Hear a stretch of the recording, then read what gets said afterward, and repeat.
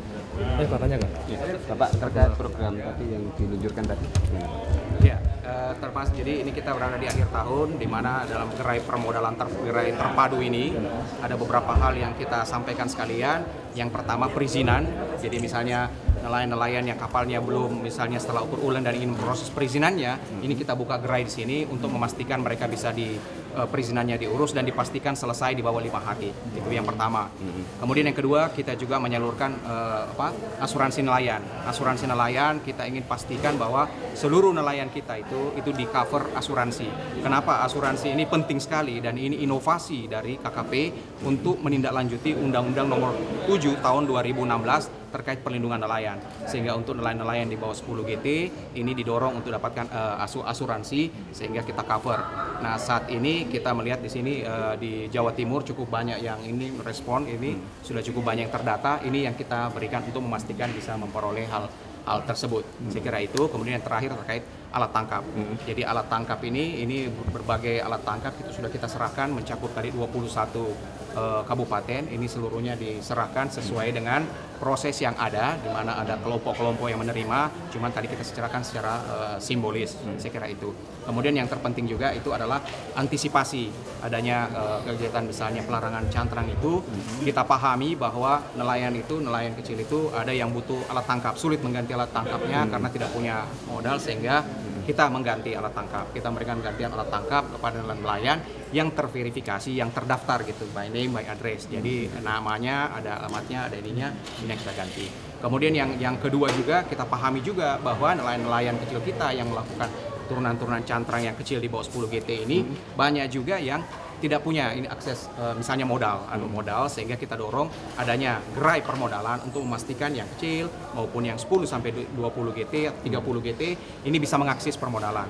Jadi permodalan ini banyak, ada melalui KUR, ada melalui retail, ada macam-macam, dan ini sudah ratusan yang melakukan proses ini dan berjalan dengan baik, sehingga dengan kita membuka gerai di sini itu diharapkan nelayan atau misalnya cantrang atau apapun yang ada di situ itu bisa memanfaatkan untuk mengakses perbankan, sehingga mereka bisa bankable dan juga bisa melakukan permodalannya dengan lebih baik. Itu saya kira inti dari kegiatan hari ini. Apakah ini juga termasuk jawaban pertanyaan dari teman-teman nelayan tadi yang soal mereka menolak untuk SK Permen nomor 2 itu? Ya, saya kira bagian.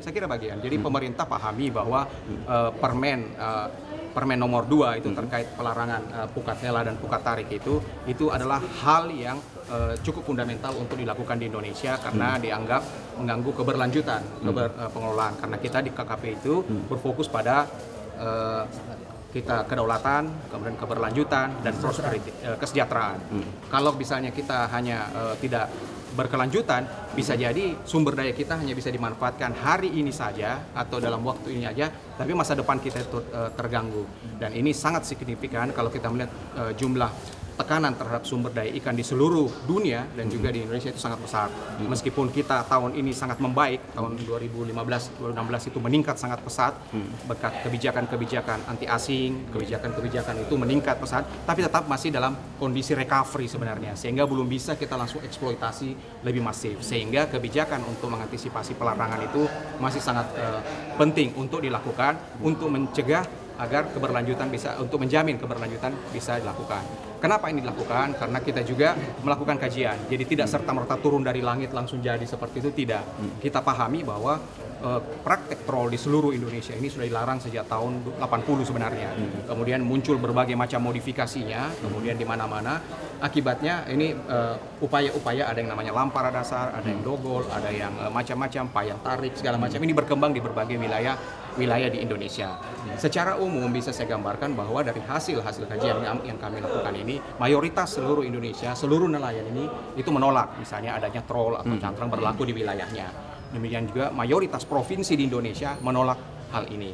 Akan tetapi kita pahami bahwa ada beberapa provinsi-provinsi spesifik ini yang sudah menjadi bagian dari kehidupan nelayan, seperti di Jawa Timur, Jawa Barat, kemudian Jawa Tengah, dan juga beberapa dan juga di Kalimantan Barat. Sehingga inilah yang menjadi upaya-upaya kita melakukan proses-proses untuk memastikan transisi ini bisa berjalan dengan lebih baik. Apa transisi itu? Yang kita pahami antara lain itu misalnya peralatannya, alat tangkapnya untuk yang lebih kecil, kemudian ada akses ke permodalan dan juga misalnya untuk tawaran untuk restrukturisasi misalnya utang atau misalnya juga mereka diberikan kesempatan untuk pindah ke WPP lain. Jadi setelah mengganti alat tangkapnya yang di atas 30 gross ton ini bisa mungkin dialokasikan ke beberapa alternatif tangkap lainnya yang mungkin jalurnya lebih gemuk, yang lebih memudahkan, kompetisinya tidak terlalu berat, sehingga meskipun mereka merubah alat tangkapnya tapi tangkapannya itu nilai ekonomisnya bisa lebih signifikan. Karena kalau dengan cantrang itu yang ditangkap itu umumnya nilainya kurang ekonomis, kemudian juga bycatch-nya itu atau tangkapan sampingnya itu